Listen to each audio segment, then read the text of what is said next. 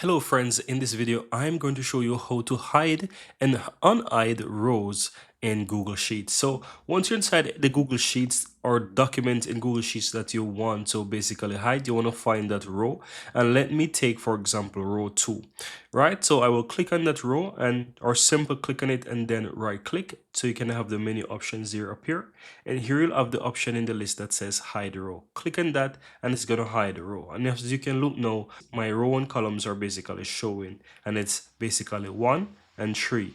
Now in order to unhide that, it's also very easy. You want to ensure that you scroll towards the top of the document towards where you have that hidden row, and once you hover over it, you will see that there is also a down arrow and an up arrow.